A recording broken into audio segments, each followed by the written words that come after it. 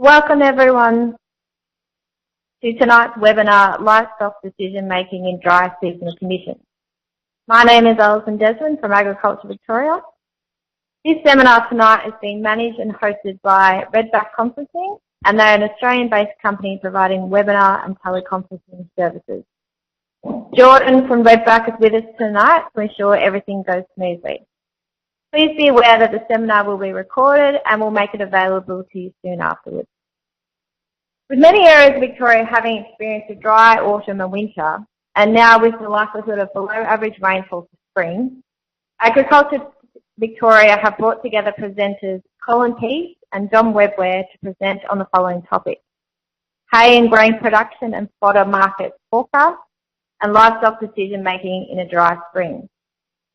Colin Peace is from Dunbar Consulting and provides timely services and advice across the grain and fodder industries. This evening he will share his analysis and insights on the hay and grain market. And then we'll be joined by John Webware, who is a veterinarian and consultant with Melbourne Uni's highly respected McKinnon project. John has consulted to farmers for over 20 years with a focus on whole farm management, including the analysis of farm, financial and production performance. He will present on livestock decision making if the spring rains fail. When John and Colin have finished presenting, I will give an overview of the Ag Victoria support available, and then we will open up for question time. So please hold your questions till the end. Following on from the question and answer session, there will be a short 3-question survey. Please stay online for this survey. Your responses are very important to us, as well as the organisations that make this event possible. This seminar will conclude at or around 9 p.m. tonight. I will now hand over to Colin to continue with tonight's seminar. Over to you, Colin. Thanks very much, Alison, and evening, everybody. Great to see the popularity of this particular session. Shame we're not meeting under better circumstances because things are pretty grim out there, particularly in Western Victoria and through, as you know, Northern New South Wales and Queensland have been in drought for a long time. And it's progressively flowed down the eastern states, and as much as we thought that we were going to be having a reasonable crack at getting some decent crops in Victoria, those opportunities have fizzled, and there's been a continual failing of some of the forecast rain. Expecting 10 mil, they get 3. That's the story that a lot of you perhaps have heard as well. And it's meant that a lot of the mallee crops are now just not going to make grain, and they will struggle to make any hay as well. I've got a few slides here. My talk will be very brief. I'll just set a bit of a scene for you, and hopefully you might have some questions later and we can get stuck into those. But on your screens, I'm just going to bring up some of the prices you can see on the screen there, where previously there's been higher prices where we were before, very high prices back there, and the end of our big drought, 2008, which coincided with some massive prices internationally. That's why we had the equivalent prices into Melbourne of over $470 a tonne. If we're moving up to where we are today, the grain prices, Melbourne equivalent, about $415, and there is that grain market price there has done all the heavy lifting, as they say in the trade. It's needed to rise to a level that stops exports out of the eastern states and is high enough to compete with the export market that would otherwise be taking grain from Western Australia and some of the other sites from South Australia. So there's been around 700,000 tonnes of grain so far taken from the likes of Port Lincoln and Esperance and Albany and Western Australia, and that number will be in the millions by the time we get through 2019, taking grain into Brisbane and Newcastle and Port Kembla. And the function of the market is that the grain we have here in Victoria will be ultimately determined by whatever prices the Western Australians are able to get. Now, the good news is Western Australia's had a good season, and thank God, because if they had a bad season like they did in 2008, we would be back closer to the $500 figure. But it looks like we won't need to import grain. The grain we import will be from Western Australia. And there are massive programs, road, rail and ship, bringing grain across. And that's going to be how the market's going to operate for the next 12 months at least. The next prices that I've put on this graph here, the red line just shows you what's happening with the protein meals, and that's old crop canola meal, which is virtually unobtainable at the moment and sort of out of the reach of most livestock operators in Victoria. The meal going forward, the protein source is for the ruminant and poultry monogastric rations is going to be imported soy meal. That's probably the cheapest, coming in from South America. That will be a whole new world, I think, as far as getting to know some of those new meals. Canola meal's been very good for the dairy industry, but there won't be much of it this coming season. The next graph I'm adding into the scenario here is the cereal hay graph, and that's the brown one you can see on your screens now. We are in a situation where we have record prices for hay. This is high as they have ever been. Prompt hay, cereal hay, ex-farm Victoria can be anywhere between $400 and $500 a tonne. Crazy prices, of course, all going north, most of it. But plenty of people need to compete with those prices to buy hay within Victoria. Fortunately, there is a lot of interest from the grain growers to cut hay this season, and the gross margins do work very favourably for anybody who has any biomass at all. Even with grain prices as high as they are, it still pays them to cut their crops for hay. But the big decision for those people is whether their crops are actually viable, whether they've got enough to get the interest of contractors to come in and cut, rake and bale. But if I could sort of touch on the hay outlook from here, it looks like there may be a bit of a dip going into the spring. New crop hay prices look like they're going to be opening about $100 a tonne less. So, that 300 ex-farm kind of figure is being widely mentioned now. A lot of hay exporters are out actively bidding contracted growers at those levels. So there will be, if you call that relief, that's as near a relief as we're going to get.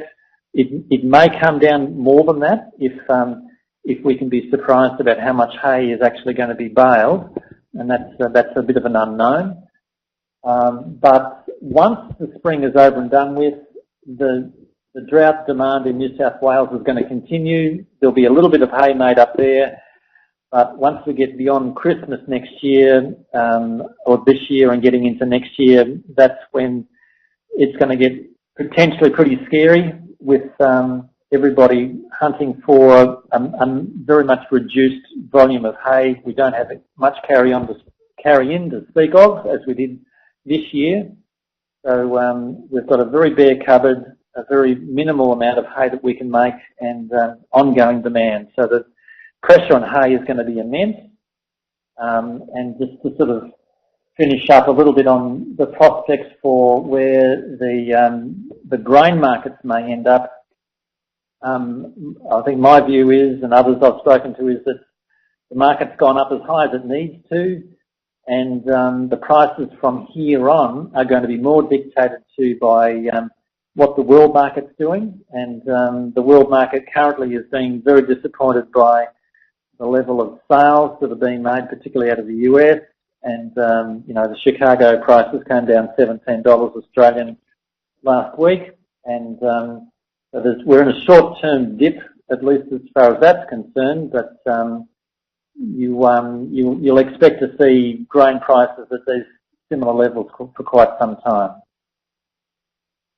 That's about my piece, I think, Alison.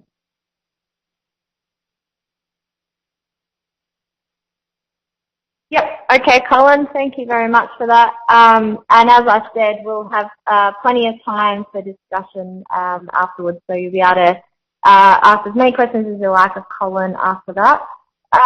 Okay, Colin, if that's it for you now, then we'll move over to Alison, sorry, yep. I was just one more slide which might be instructive for people on the call, and that is where the grain crops. This is where the grain crops are made. The photo I have on the screen at the moment is a map of Victoria, and from people I've spoken to, these are where the half-decent crops are that can be cut for hay, showing that it's predictably southwest Victoria. Quite a lot hugging the South Australian border, southern tablelands of New South Wales, bits and pieces through the Elmer-Rochester area. That can change a little bit, but I just thought I'd chip that in so if people can go hunting for hay, that's where they might want to start. Thanks, Colin. That's going to be very informative for people, so and I'm sure you're going to have plenty of questions at the end. All right, John, we'll move on to you now. Okay, thanks very much, Alison. And it's a pleasure to be here this evening to talk about these issues and judging on inquiries that have started to get over the last little while. There's a lot of questions out there, so hopefully I'll discuss some of the issues tonight that you really need to start thinking about with regard to planning. And I mean, look, always with dry seasons, there's a lot of uncertainty with it. So I think it's and things change, and stock prices and grain prices, as Colin's outlined, and obviously hay as well is all part of the mix in terms of deciding what strategy you adopt. But look, I'll just briefly talk about the principles tonight without going into a lot of detail, and some of the management issues and how much to feed. So in terms of just with the current situation, it's interesting to be able to look at these are just Bureau Met graphs with regard to the current situation, which a lot of you would be aware of, but from my observations in Victoria at least, certainly eastern, for the livestock producers, it's particularly East Gippsland where they've been doing it tough for a long time, and northern Victoria's rapidly catching up, although as you go over to New South Wales, it's a different kettle of fish altogether. But interestingly, even in parts of Western Victoria, there's a bit of anxiety creeping in, even though soil moisture is still in a very good position at the moment. And so in terms of, and look, I think I've just put up the Bureau Met Spring Outlook for those people who, for rainfall. This map shows you the chance of exceeding median spring rainfall, and quite clearly in southern and western Victoria it's the worst, although fortunately those areas have got much better soil moisture at the moment. So, but I mean, look, this is a forecast. It's not a given it's going to happen, and a lot of the indicators, as if you've listened to Dale Gray's very informative presentations from the break and the fast break about there's a lot of confusion in the climate indicators at the moment. So it's not a given that it's going to be very low rainfall for the entire spring, and certainly even in New South Wales there's patches which have had very good rainfall in just in recent times, although soil moisture is very low. So in terms of, often one of the indicators we use for making sort of decisions, and one of the issues with all these the indicators we have at the moment is that they explain very well what's going on at the moment, but they're not guaranteeing what's happening in the future, so you can make informed decisions in the future, and that's a really important issue. And this is one of the this table here just shows you the likelihood of, in the long run, likelihood of having very low rainfall. And if you look at the first column, extremely low spring rainfall, without any influences, there's a 10% chance of having the bottom 10% rainfall in spring, which is basically, by all definitions, a pretty serious drought.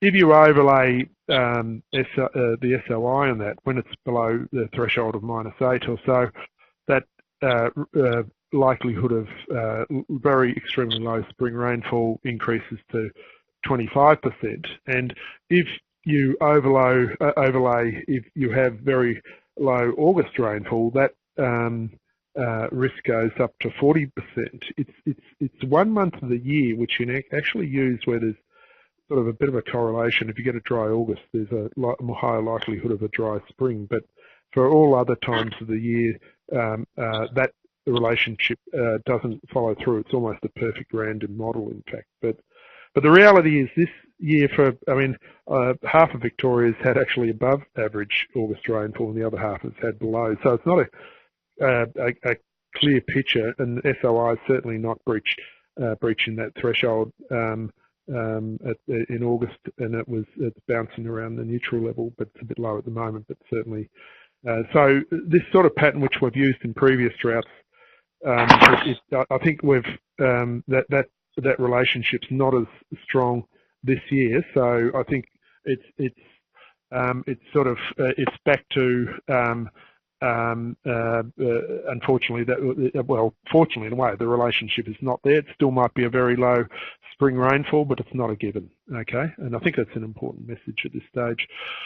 One other thing I just want to bring up front is when we talk about long-term trends with rainfall, and people start talking climate change and all that sort of stuff, and there's clear patterns with temperature and so on.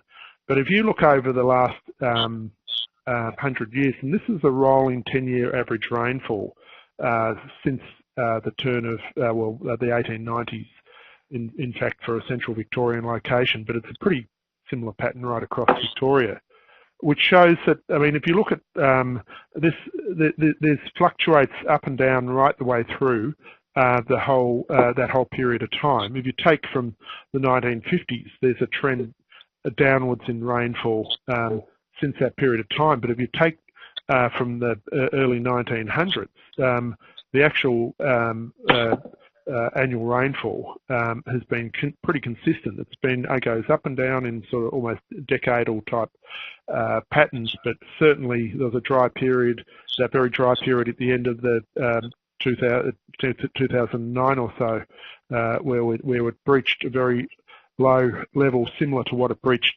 in the mid-1950s after a very dry decade 35 to 45. But so, that pattern with rainfall has been pretty much consistent, flat line over that period of time. And I think it's important to understand that. It goes up and down over periods of time, but it's been pretty consistently flat. So I guess it's trying to put when people start to talk down what's happening with rainfall, certainly temperatures going up, and that's having an influence in evaporation and potential growing plant available water, but it's the rainfall pattern's not nearly as clear. So what do we do now? Well, look, I think there's a couple of things which are critical up front, and without a plan, it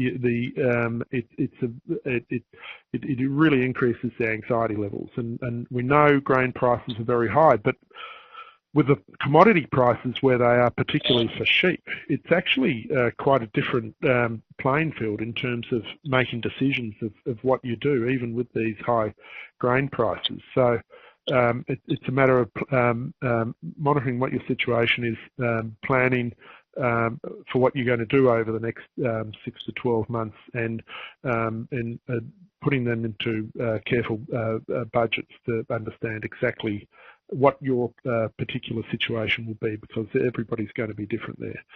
In the immediate short term, I think there's a couple of things which I think are opportunities. And for example, I think for those people that have got soil moisture, I think given the price of nitrogen, it's still very highly cost effective to boost pasture growth where you have got moisture, and obviously from now on that really needs to be timed with a rainfall event to get best use of it. But where soil moisture is available, given the price of urea compared to fodder and grain, growing extra grass this spring will be a really important strategy, I think. Also, things such as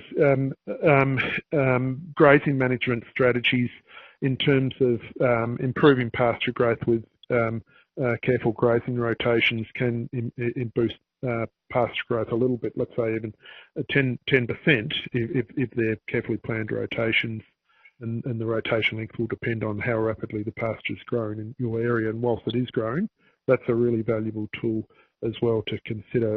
In a normal spring, it's a time of abundance and it's not as important, but in a spring like this, we start to think of those sort of things. But and also the other thing, for those people fortunate to have soil moisture, the value of fodder crops is, and always I take a view it's part of a pasture improvement program, and there is risks if the season fails, but I think it's one of those benefit cost situations where you think of the cost of putting in a fodder crop, but if you're going to do it, it needs to be done and prepared very soon to retain what soil moisture you've got to get any sort of crop. But it only take a few rains later on to make it a highly cost-effective strategy. But I mean, I'm not proposing ripping up decent paddocks, but as part of your pasture improvement program. And I think, and people have already been adopting that strategy and have got some fodder crops well on the way, which is going to be quite useful, and particularly with the value of all livestock, but finishing lambs and such,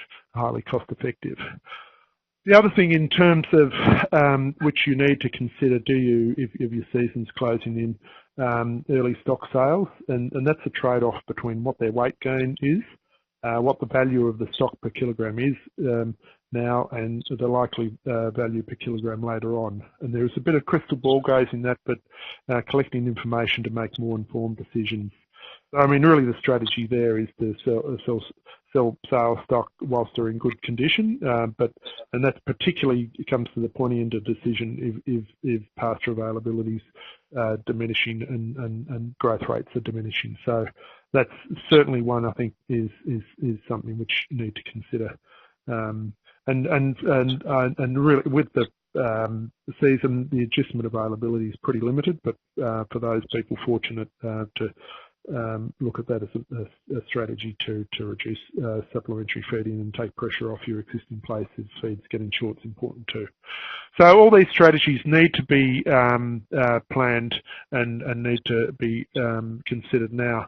I mean, with regard to, I think based on and Colin's outline of where grain prices are, I mean, they're already very high. I mean, I don't think compared to a lot of droughts where early purchases are necessarily a good strategy, it still might go up, but I think it's clear that there's grain out there, so that isn't an issue, but it's about what price. So the other thing, which is probably more important, is that fodder, and particularly where stock have to go into drought lot type situations, some roughage is required. It doesn't need to be good quality roughage in that situation, but for drought lots, you will still need some roughage. So that's something which you need to consider as part of your plan going forwards.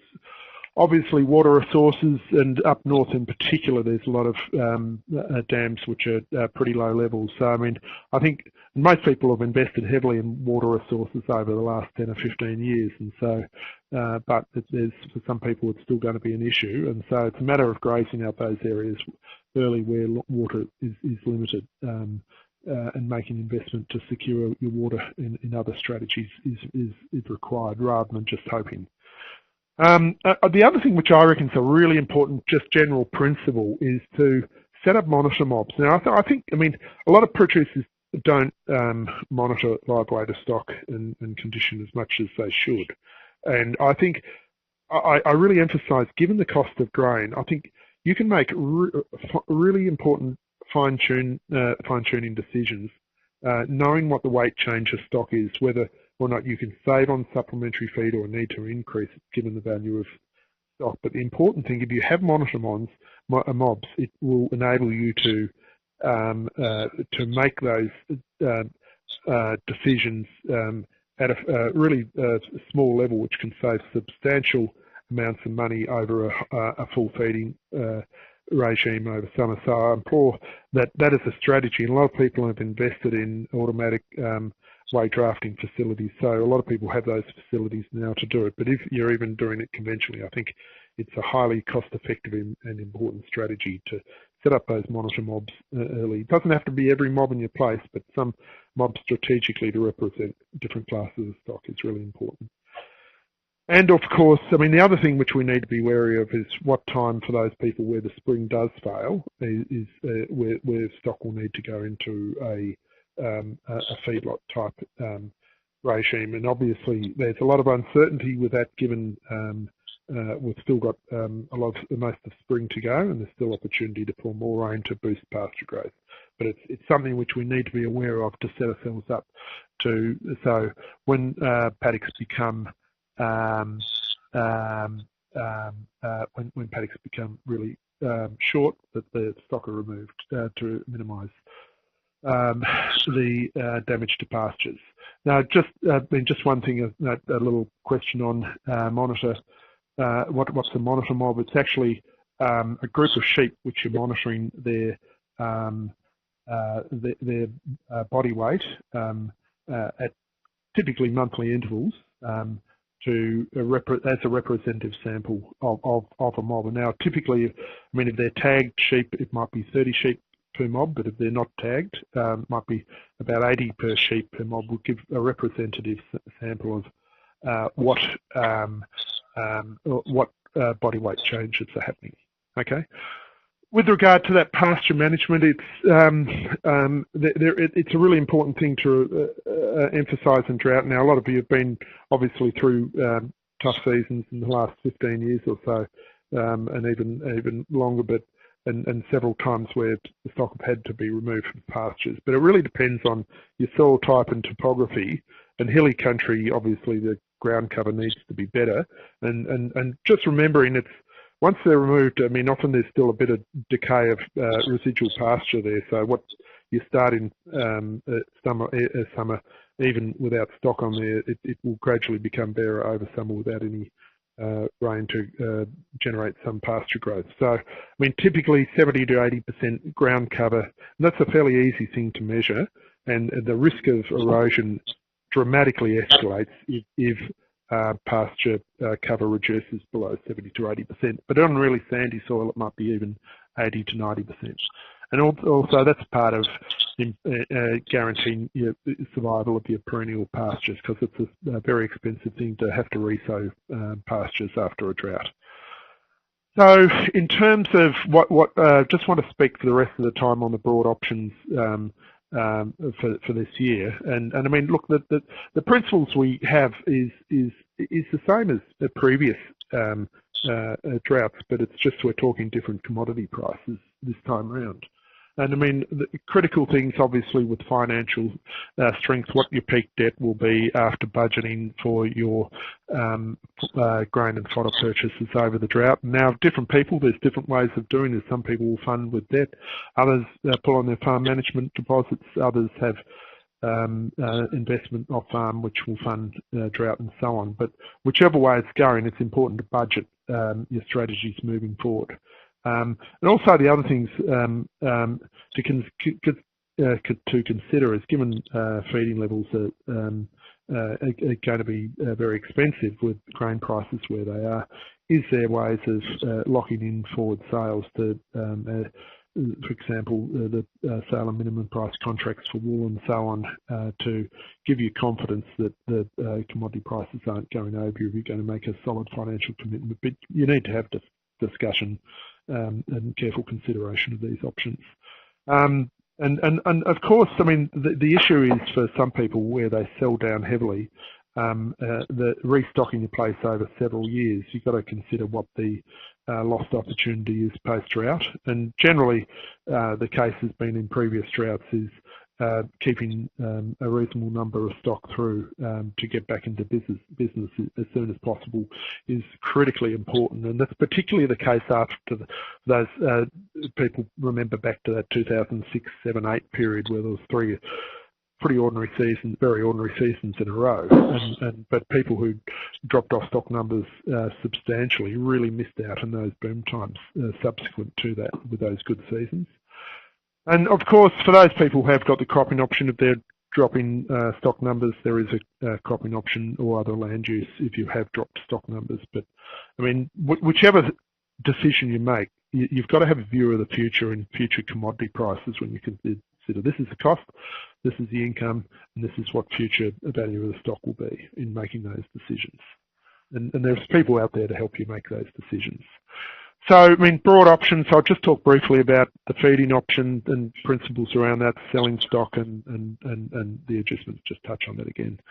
So with the first option, it's obviously the feeding option. And the thing about whilst the grain prices are very high, so are wool prices and lamb prices, extraordinary levels, and cattle prices are still pretty reasonable, but that's probably the one which is more uncertain over the next six months or so. And then there's forecasts of varying degrees of enthusiasm after that. So, but whichever the case, it's not compared to 2 years ago or 2015 when people were feeding, grain prices were pretty cheap. But this time, obviously, double the grain price, but commodity prices are a lot higher again too. And also for the sheep, I think it's particularly pertinent to consider the income you receive from wool for those stock you're feeding as well, for the wool enterprises in particular. And so, and obviously the cost it's going to be over the drought depends on when the drought breaks. And that's obviously, again, creeps back with that uncertainty. But there is ways of going about to make a more informed decision. And so with the feeding, I think number one, I mean, have you got the financial reserves to feed through, whether it be cash or equity or debt funded and so on. So, but I think it's important that if you're feeding, you need to have those reserves.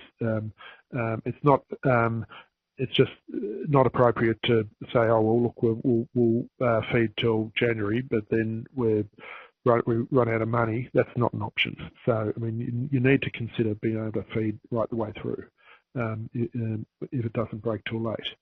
So that's really important. But the feeding option is really the one which enables to get back into business early. And for most producers, it's generally a good option, but it depends on your specific enterprise. And most people you speak to after they've done it before with all sheep or all cattle, they say, well, look, financially it's been good, but there was a huge effort to do it, and all your attention's focused on feeding. So there's always there's a balance there between what's manageable for you. Maybe slightly less stock than what's financially the best option. So do consider that. In terms of this slide, slide 24, it just shows you when will the drought break? Well, we don't know that, but the fact that it's been a dry year this year doesn't mean what do you expect? An early, late break next year?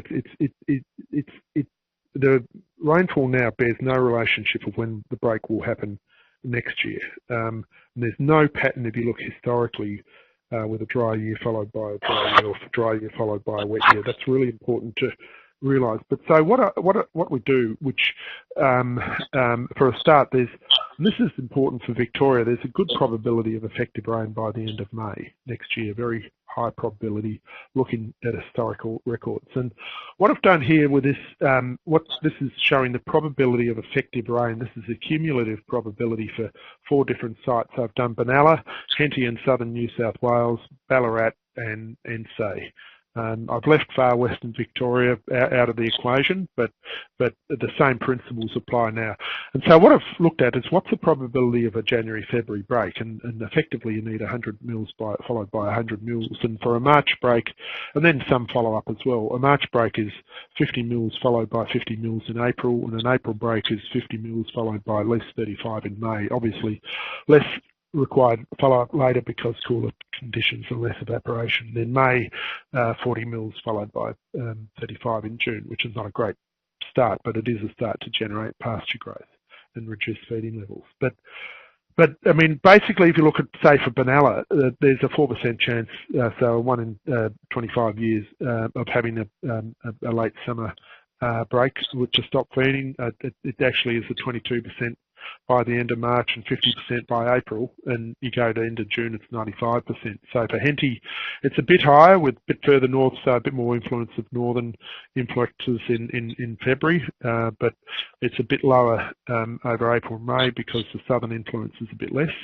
But still 97% chance by the end of June of having a break. In Ballarat, it's a bit lower earlier, but it's still quite good. And by April, with the southern influence, it's getting quite high, and by 90% chance of a break by the end of May, or 98% by the end of June. And NSA, as an example of East Gippsland, there's quite surprisingly high chance of summer rainfall down there, and that's an easterly influence.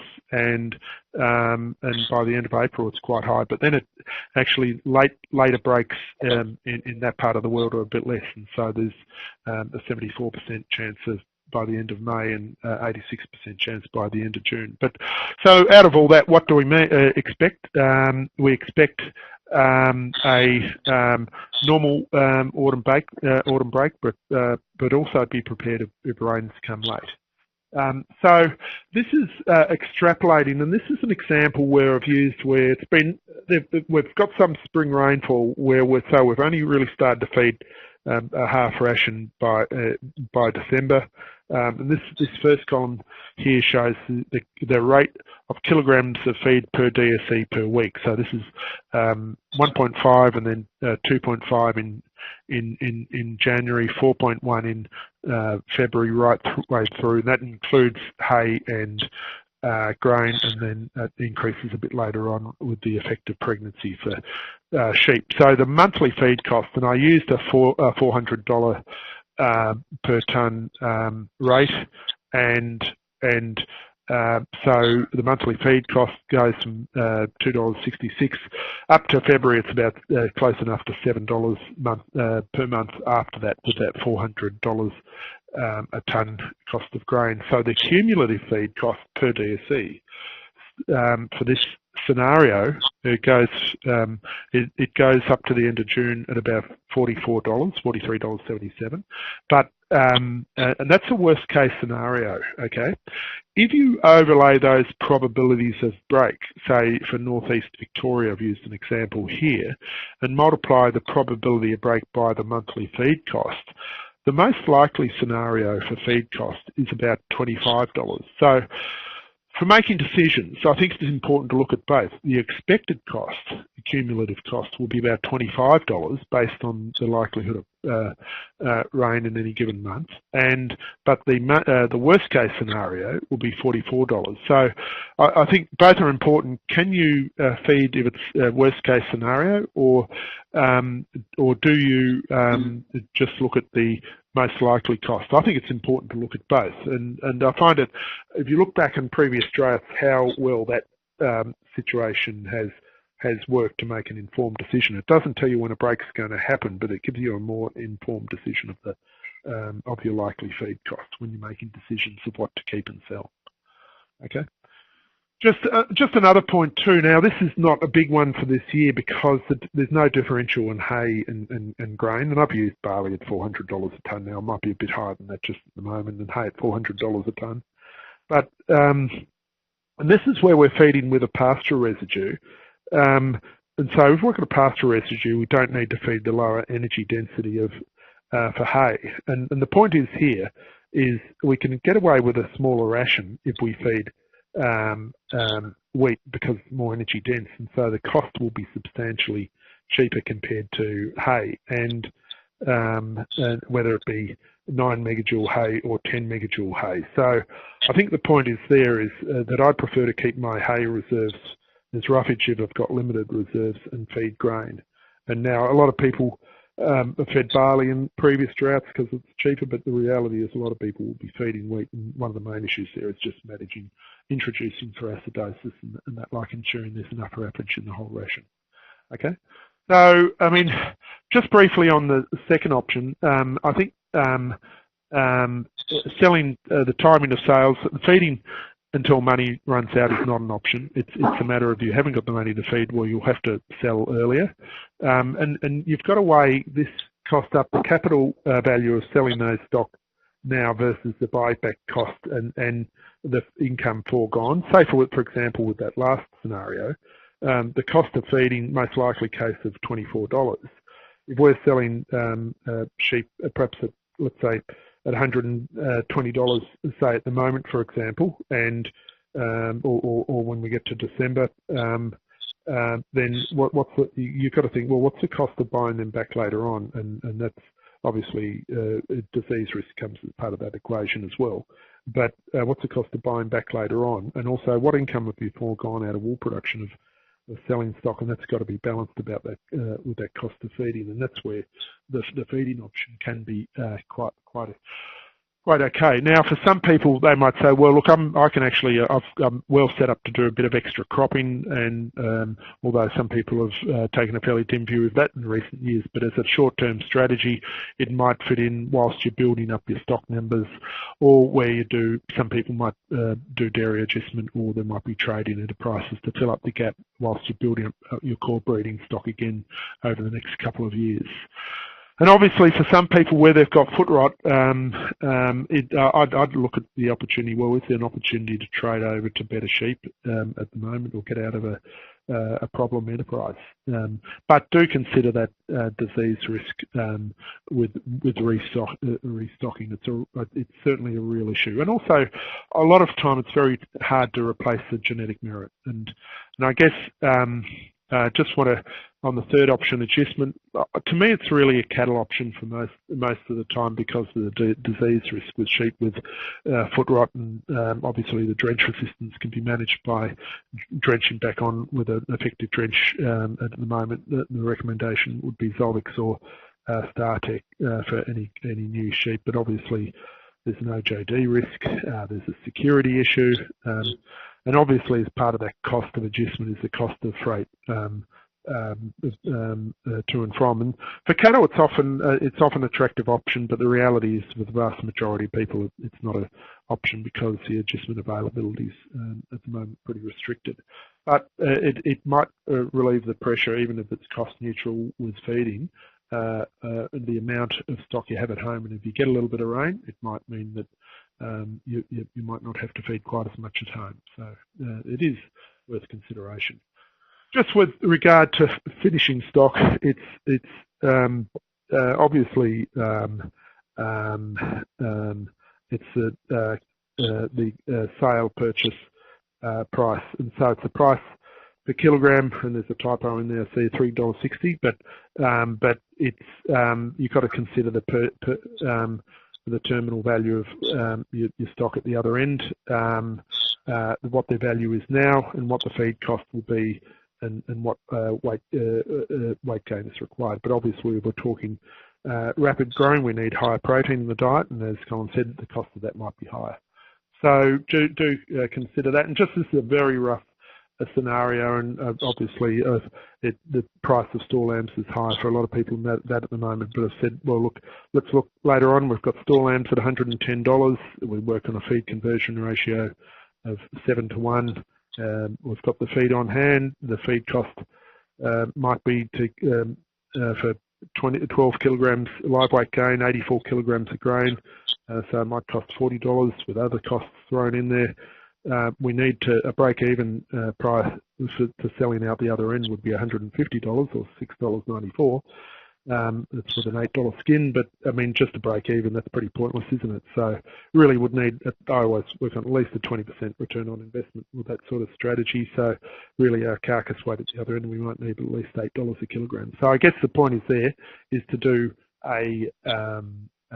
do your budgets carefully for those opportunity feedlot type strategies. Other issues over summer, just want to go briefly through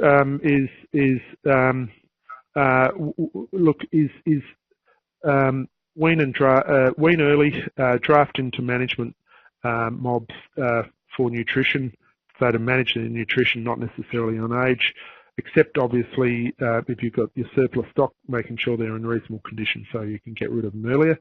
Obviously, with ewes, your target condition score is condition score 3 over summer. But look, with serious feeding, I'm quite happy to go a bit below that and keep them at 2.7 condition score and maintain that weight. It's very expensive to increase weight, but it's also more expensive to keep them in heavier condition. And with the high cost of feeding, I'm happy to let just at the lower end of that sort of range.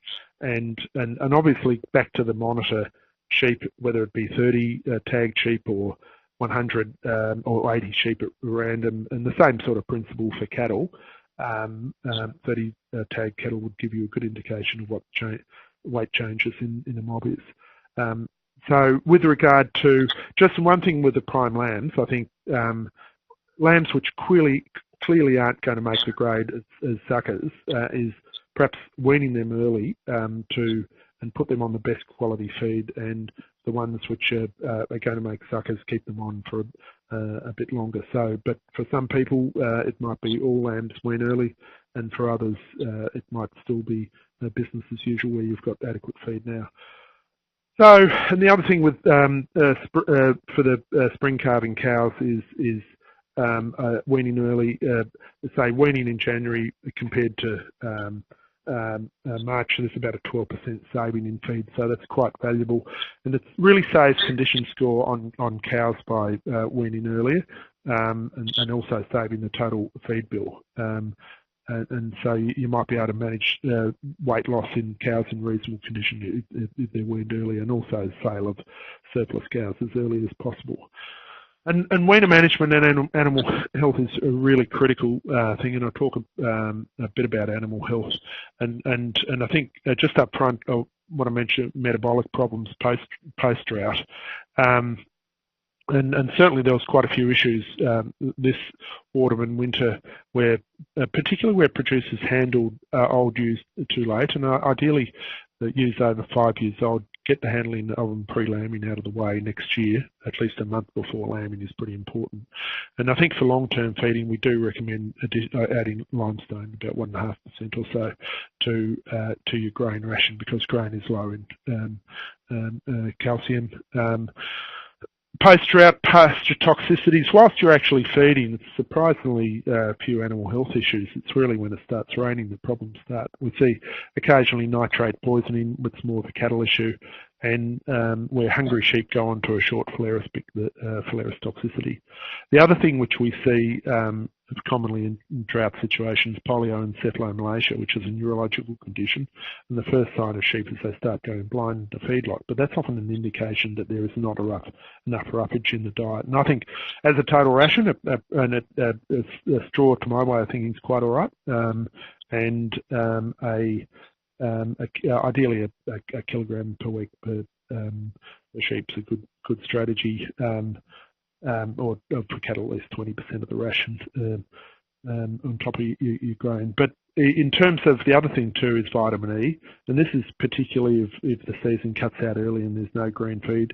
If lambs haven't got any green feed after October, then we need to consider vitamin E deficiency in February, and we saw it on a few places this last year where they didn't have access to green feed after the end of October. With cattle, poor nutrition is the biggest problem, and for autumn calving cows, pregnancy toxemia and occasionally fatty liver, another thing, but it's more an individual case with borderline nutrition. One of the biggest problems we see in cattle is type 2 osteotargia, and what happens is that you've got worms in the gut lining which are inhibited just sitting there, and they emerge in massive numbers in late summer and early autumn. So if cattle are in light condition, I recommend a drench in midsummer, particularly for the first and second calvers, to eliminate that as an issue. Nothing more disappointing getting everything else right when they lose 100 kilograms in a matter of a few weeks with type 2 osteotargia. Post-autumn break, grass tetany is a big issue, particularly if there's no roughage there. Although if cows are in light condition, it's not necessarily as big as an issue if they're in fat condition. And the final thing I just want to mention for cattle is that with grain feeding, if there's not enough roughage in the diet, bloat in calves, and also acidosis. And I suspect that'll be a problem in sheep and cattle where the introduction of grain goes too quickly. So be careful with wheat in particular, because it's less fibre in it compared to if you're familiar with feeding oats and barley previously. But a lot of people have done it very successfully. Just be very careful with the introduction. And the other thing also, I see a lot of acidosis with the self-feeders, the lick feeders. And I think before you put them on the lick feeders, I always suggest that they need to be able to handle at least 1 kilogram per head per feed before you put them onto lick feeders to minimise that risk of acidosis. I think I've probably said enough. Just finally, it's with the dry conditions, it's a matter of starting to plan, and there is a higher likelihood of low December dry matter and more feeding in summer with low soil moisture. In general, it will pay to retain as many breeding stock as your budget will allow, but you need to do your budget for your circumstance, because in some circumstances it may well be better to sell, but do your budgets carefully in planning that. And I might hand it back to you, Alison, and have some discussion. Thanks, John. That was very informative, and you covered off on a lot of really important stuff. So just before we open it up to question time, I just want to quickly highlight the support that's available from Agriculture Victoria in terms of dry seasonal conditions. I'll just bring the slide up here. So obviously supporting our farmers during the dry times is something that is very important to us, and it's our #1 priority at the moment. So we've got a few different options for producers. We've got technical support available. So I've just highlighted some of the technical support that's available below. So we've got obviously our farm extension services, so things like our webinar that we've run today, and also we've got some really good information on stock containment areas, which many people used last year, and again will probably be a big thing that's used again this year. And the other one is just our drought feeding books, our beef and sheep ones, so they have been just recently updated. And they're a great resource to use, and they go over a lot of the stuff that John's spoken about in terms of feeding, the introduction of grain, and some of the issues that you might come across. There's also financial support available, in particular the rural financial counsellors, and also personal support. So this is the other organisations such as Beyond Blue and all those fantastic organisations. If you want to find out more information, the best bet is to jump onto Agriculture Victoria's website. So if you just type in Agriculture Victoria into your search engine, it'll bring up our website, and on the front page there's a section to get you to the dry seasonal stuff. On there you'll find lots of different information around those key areas I spoke about, so technical, financial and personal. We also have our own YouTube channel, which has got some great clips on the stock containment, so producers talking about stock containments they put in, the key things they got out of them, and just some tips and hints. There's also information about upcoming events, so we've got some more producer workshops happening in East Gippsland in the next couple of weeks, so if anyone's in that area and would like to go along, I suggest you jump on. And if you don't have access to the internet, you can just ring our information line on 136 186, and someone there will help you in the right direction. Okay, I think the next thing we'll do now is we'll jump into some questions. So if you're on the phone, you've got the ability to be able to ask the question, and Jordan from Redback will read it out for us. And those that are on the webinar, Jordan will get that information and we'll get it typed in. And I'll repeat the question for those that are on the webinar, and then I'll hopefully put it in the right direction of either Colin or John or both of them to answer it. So Jordan, do we have any questions yet?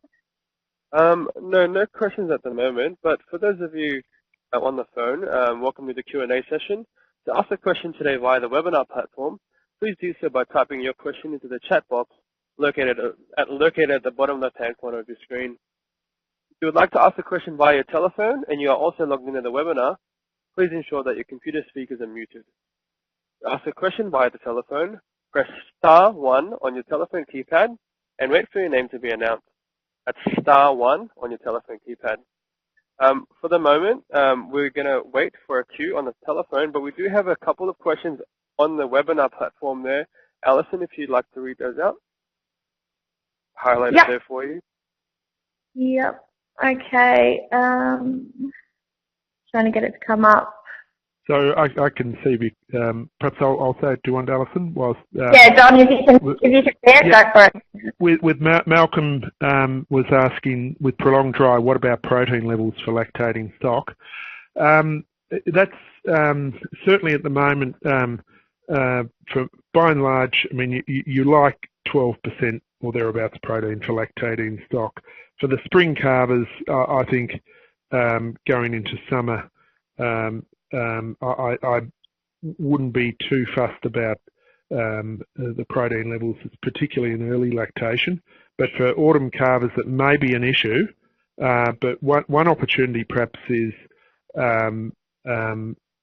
with the which may become apparent this year, is drought-affected grain fortunately has quite high protein levels. So if you can source even straight grain, will provide adequate protein. If it's often drought-affected grain, it can be. But so, yeah, typically 12%, but if it's a little bit lower than that in lactation, late lactation, I'm not too concerned, but earlier lactation is certainly an issue. And for sheep, any sort of green pick will generally speaking, provide sufficient protein in the whole ration. And it's really, and even for weaner sheep, for slow growth, you'll get away with 12 or 13% protein. But if you want them to grow rapidly, in a feedlot thing, you certainly need your higher protein levels than 14, 15, and even 16%, but I'd say more like 15%. So some protein might be required for special classes of stock. Okay. Thanks for that. Before we move on to the next webinar question, we do have one question from Quinton, who is on the telephone line. So, Quinton, please go ahead. Yeah, g'day. Thanks for the platform tonight. I just got a question about, your first presenter talked about oat and new season oat and hay being available and the price. But what about canola hay? A few producers I've talked to in around Avoca and Elmore lately saying that they're probably going to cut some canola hay. And what about the nutritional benefits of that and also the pricing coming into the market? Thanks, Quentin. Colin here. Yeah, look, you're right. Canola hay is pretty much going to replace the role that vetch hay had in the market. The vetch hay in the mallee is not going to come to much. The previous experiences with canola hay back in the 06 to 08 area was not good because canola hay was such a new thing. A lot of producers left their canola hay too late, and it was just terrible, stringy, sticks inside string is how I describe it, and proteins about 11% and energy about 7 or 6. But these days, the grain growers are all over it. They know they've got to get in early, and as you say, they've started to cut canola already. And stuff that's been cut now, if it's looked after, you should get protein comparable to vetch hay, 19 to 24. Your energy levels should be, you should be getting your 9, 10 kind of protein levels as well. So it should be pretty good stuff, but as they say, get a feed test, particularly with your and it is an unusual hay. It's not very normal. We're still getting to understand it a little bit. As far as prices are concerned, it's not going to be any less than cereal hay. So as I was saying before, that 300, maybe even 350 ex farm would be a range that I would suggest you'd probably find for canola hay plus freight and GST on top of that. But I, for one, haven't heard of any prices for canola hay either baled or standing just yet, but it's developing pretty quickly, and a lot of you might have already heard that it's not going to take long to develop. As soon as those bales hit the paddock, they'll be quitting them pretty quickly, I think.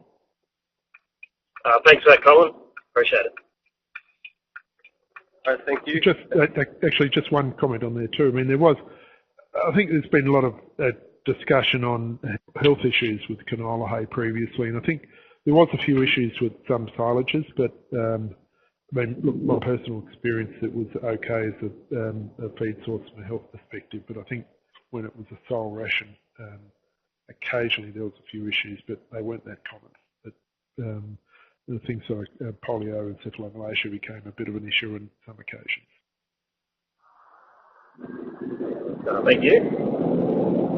Okay, thank you, Quentin. There are no further questions at this time on the Q&A. Just as a reminder, for the participants to press star 1 if you want to ask a question on the telephone. We can now proceed back to the questions on the webinar platform there, gentlemen. There's some questions there if you're looking at them there. Yep, the first one we with the protein. There's one, and perhaps I don't know, Colin or Alison might be able to answer this. Are Victorian regions drought declared for drought assistance like New South Wales and Queensland? Alison, do you want to make a comment about that? If there's any changes likely? Yep. Okay. So Victoria differs from New South Wales in that we don't have an official drought declaration. So in New South Wales, they have declarations of when they're in drought. We don't have that in Victoria.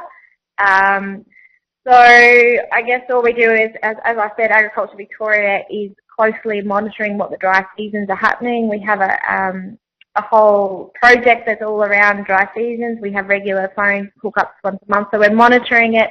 That information gets fed back into the minister, and then the minister will make the decisions on anything to do with drought. So at the moment, those resources that I've spoke about is what is available, and I guess as the season progresses and how we go in the next few weeks, we'll keep feeding that information back into the minister.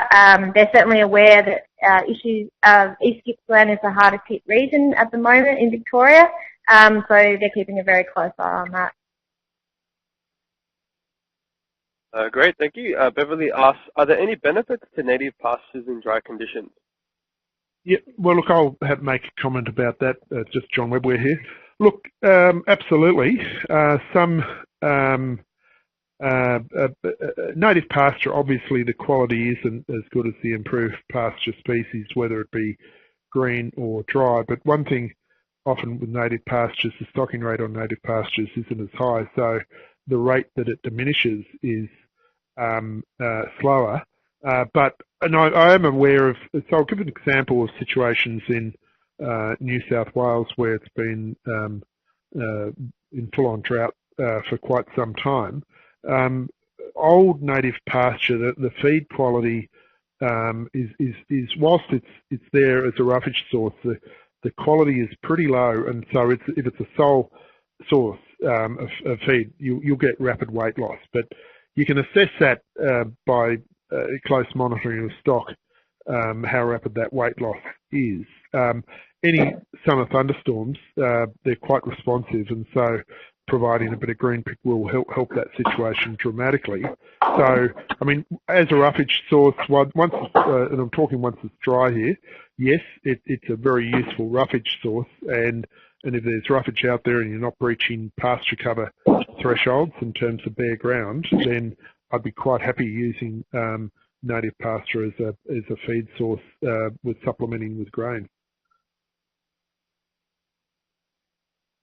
Thank you for that. There are currently no questions on the phone or on the webinar. For those of you, just as a reminder, press star 1 if you are on the phone if you'd like to ask a question. And for those of you on the webinar, please put your questions in the bottom left-hand corner in the chat box. But for now, I'd like to hand back over to Alison.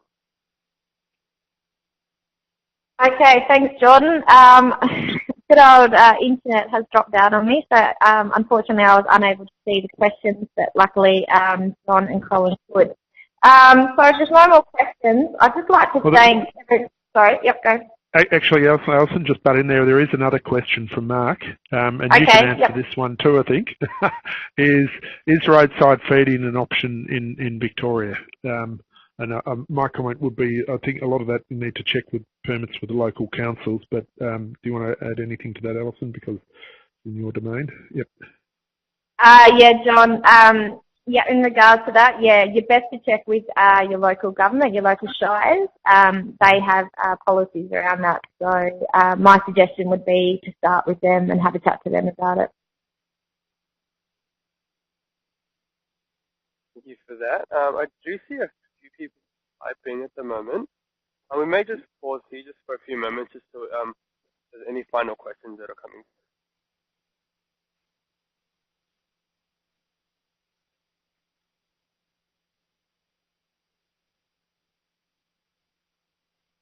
Just chipping in there, Colin here, just looking back at the seed test results for canola hay back from the 2007 season. The averages back then for protein were 15%, and the ME was up around 9.5 average, and MDF around 41, but incredibly variable. You know, there was some absolute rubbish amongst it, so it can make decent hay. But yeah, be careful what you're buying.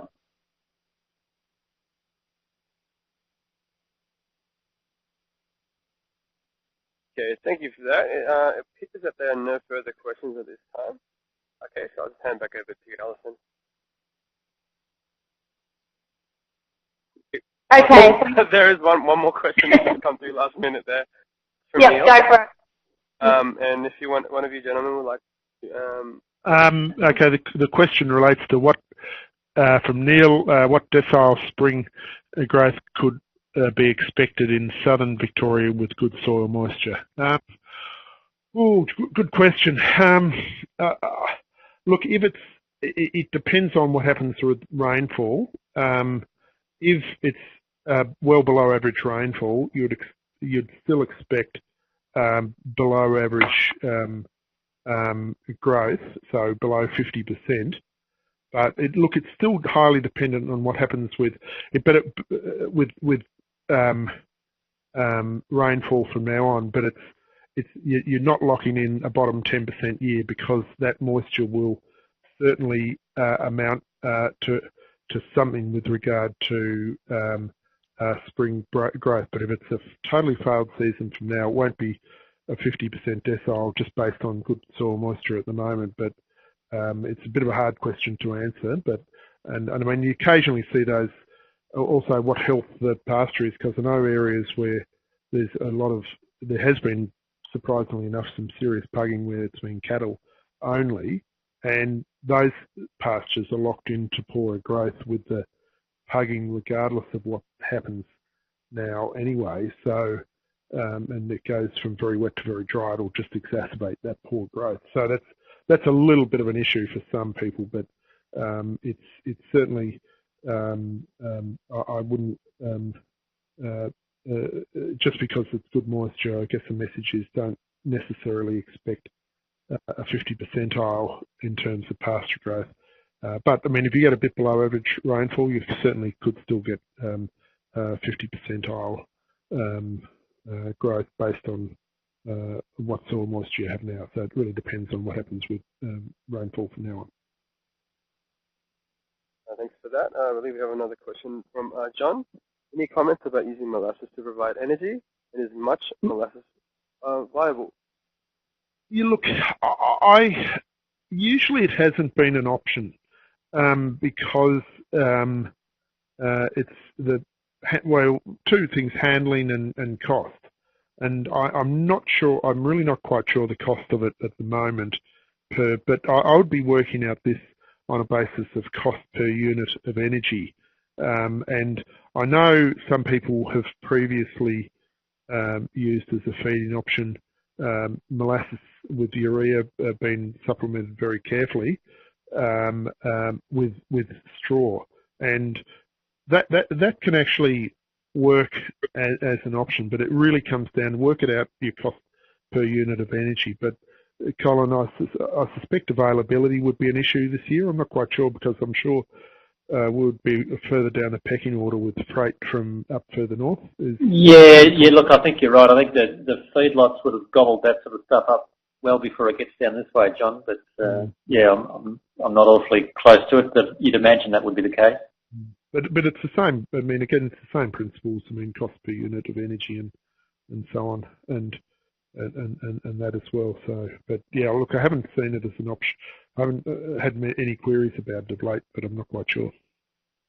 Worth having a look at all the time.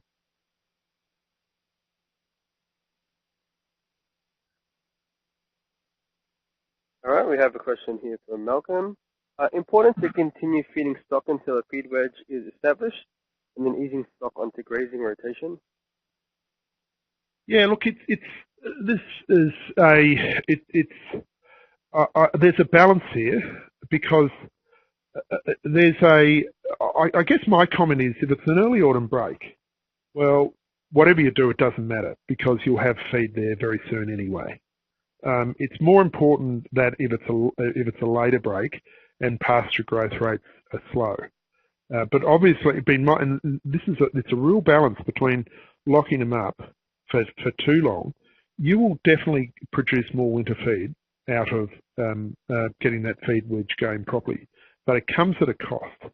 And that with the cost of supplementary feeding, what it will likely be next year, then I wouldn't be going too bullish about it. I've seen people go for that feed wedge to get very good in front of them, and it's cost them a lot of money to do it. So there is my comment is a fine balance here before you go down that path too hard. But and there's an early autumn break.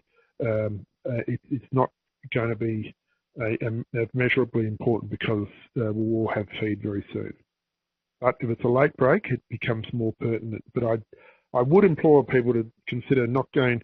There is a balance there, because that extra cost, and I have seen a lot of people get so rigid with this with the feed wedge, it's cost them more than the benefit. So, like I said, there's a balance.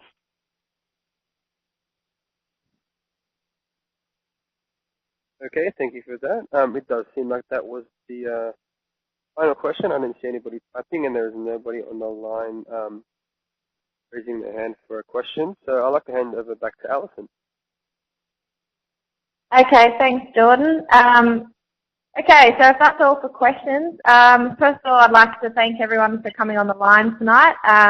We had a huge response to this, so that's obviously something that's very important. And as I said, we'll continue to do more of these webinars as the season progresses. Also, a huge thank you to both Colin and John for presenting tonight. You both had some very important information, and we had lots of questions around it. So if anyone would like some further information, up on your screen now we've got my contact details as well as Colin and John Webware's, so please feel free to get in contact with any of us. And if you missed out on asking a question, as I said, just get online, just chase up those people. As I said, this is being recorded, and the recording will be available to you very soon. Okay, just before we finish up, I'd just like you to stay on the line for a couple more minutes if you could, please, so we can ask you 3 simple questions about tonight's seminar. And if you can take the time to answer them, it would be great, because we do use this feedback for certain events that we run. So I'll hand over to Jordan now to walk you through the questions for those on the phone and on the webinar. Thanks, Jordan. Thanks, Alison. And we'll now start the polling session. If you have joined us via the webinar option, a survey has now appeared on your screen. If you are listening via the telephone, please stay on the line and an operator will attend to you individually. Please listen carefully to each question and choose the option that best relates to you. Please ensure that your telephone is not muted while answering questions, or you will not receive your responses. Our first question is, how satisfied were you with this event? 1 for very dissatisfied, 2 for dissatisfied, 3 for neutral, 4 for satisfied, and 5 for very satisfied. Our second question is, after listening to this webinar, has your confidence level to make livestock decisions in dry seasonal conditions increased? 1 for strongly disagree, 2 for disagree, 3 for neither agree nor disagree, 4 for agree, and 5 for strongly agree. And our last question is, do you recommend this type of event to others? This final question is a yes or no answer. So please stay on the line, and we thank you for your attendance this evening.